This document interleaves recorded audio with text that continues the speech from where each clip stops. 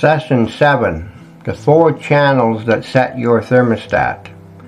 Welcome to Session 7. I am Rich Abbott, and this is The Steward's Mind. In Session 6, we established that your LEV, your inner command center, already has an operating agreement about money, and we gave you a window into that agreement through a single honest sentence. Deep down, I believe that money is, and today we go one level deeper. Because the question is not only what you believe, the question is, how did it get there? Understanding the source of a belief is not the same as excusing it, but it is essential for dismantling it. You cannot guard the gate going forward if you do not understand how the old code was installed in the first place. There are 4 primary channels through which your financial thermostat was set, and every person listening to this session has been shaped by all 4, in different proportions with different content, but through the same 4 pathways. Part 1. Observation. The first channel is observation, what you watched. Long before anyone explained money to you, you observed it. You watched how the adults around you related to it. You watched what conversations happened around money, and what conversations were avoided. You watched whether money caused tension or peace in your household. You watched whether it arrived reliably or unpredictably. You watched whether it was spent or saved, celebrated or feared. Children are extraordinarily observant, and they are extraordinarily skilled at drawing conclusions from what they observe, even without anyone telling them what to conclude. If you watched your parents fight about money consistently, your LEV drew a conclusion: money causes conflict.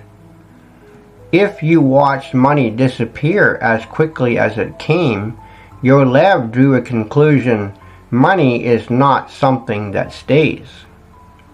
If you watched wealth from a distance, in other neighborhoods, on other people, your LEV drew a conclusion: that is for them, not for us. You did not choose those conclusions. You were a child. But they were conclusions nonetheless, and they went into the LEV and began operating as if they were facts. Part 2. Instruction. The second channel is instruction, what you were told. Money doesn't grow on trees. We can't afford that. Rich people are greedy. Don't talk about money, it's rude. You should be grateful for what you have. Money is the root of all evil. Some of these instructions came from parents, some from teachers, some from religious environments, some from culture. Some were said once, casually, and never repeated. Some were said hundreds of times until they became background noise, operating without any conscious attention at all. Here is what matters. Instructions that are received repeatedly from sources we trust or fear, in environments that feel significant, those instructions become beliefs. Not opinions, beliefs. And beliefs operate at the level of the LEV. They shape decisions without announcing themselves. They produce outcomes without asking permission. What were you told about money? Not what do you wish you had been told. What were you actually told, directly or indirectly, by the people and the environments that formed you? Part 3. Experience. The third channel is experience, what happened to you. This is perhaps the most powerful of the 4 channels because experience bypasses the analytical mind entirely. It goes straight into the body, into the nervous system, and becomes a felt sense of reality. If you experience financial loss, a family bankruptcy, a job loss that changed everything, a period of genuine scarcity where needs were not met, your Lev recorded that as a data point about how the world works. If you experience the humiliation that can come with financial struggle, the powerlessness, the dependence, the comparison, your Lev may have concluded that vulnerability and poverty are linked and that avoiding vulnerability means avoiding risk. If you experience generosity being met with exploitation, if you watch someone who gave freely taken advantage of, your Lev may have concluded that open hands are dangerous hands. Your experiences are real. The conclusions your Lev drew from them were understandable. But understandable is not the same as accurate. And the conclusions are still running, right now, today, in your financial decisions, your risk tolerance, and your relationship with opportunity. Part 4, Theology. The 4th channel, and the one I know the most personally, is theology. What you were taught to believe God thinks about money. I want to say something very carefully here, because I have deep respect for the tradition I came from. The people who formed me were not bad people. The faith was real. The desire to serve God was genuine. But the theology around money was confused, and confused theology about money produces confused financial behavior even in people who were otherwise wise, discerning, and sincere. If you were taught, directly or by implication, that poverty is holy, that wanting more is selfish, that financial ambition is the opposite of spiritual faithfulness, that God provides so you do not need to plan, then that theology became a 4th channel setting your financial thermostat.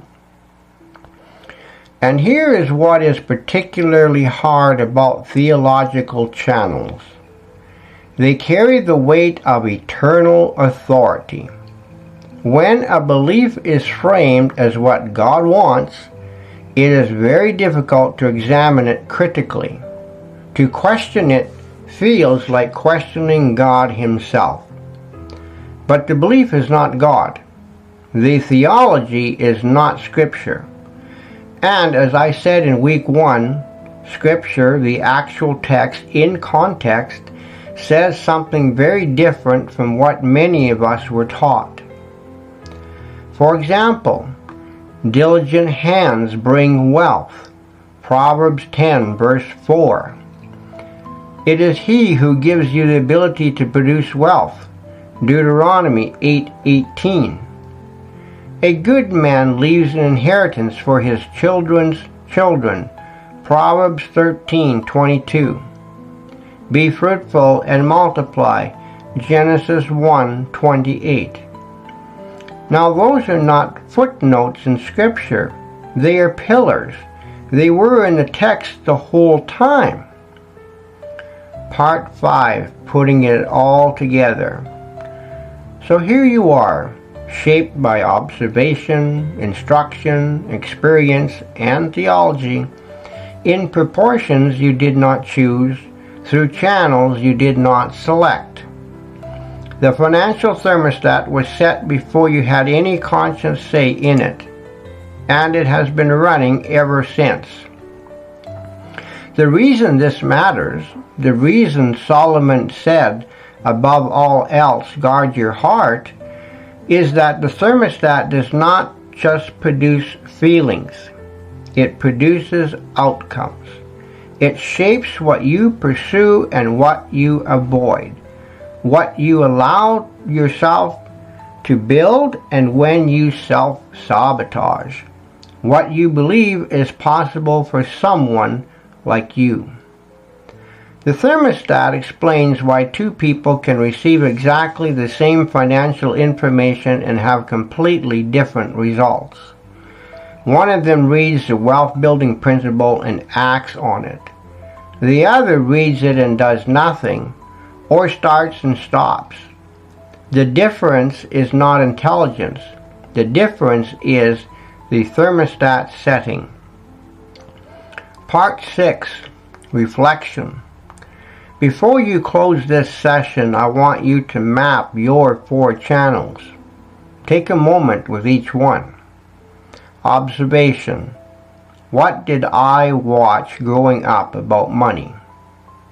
Instruction. What was I told directly or indirectly? Experience. What happened to me financially that shaped how I see money? Theology. What was I taught God thinks about wealth and ambition? You do not need to have answers to everything today, but write down whatever surfaces in your mind and heart. Whatever comes up first is worth paying attention to, because next session we are going to look at the beliefs that are still running from those channels. Beliefs you never consciously chose but have been living out anyway. Here is a closing declaration. Say this out loud. I was shaped by channels I did not choose. Those channels are not my destiny. They are my starting point. I can trace the source of belief without being controlled by it. I am willing to name what shaped me so that God can renew what runs me. This is Rich Abbott. This is the Steward's Mind. Section 8 is next.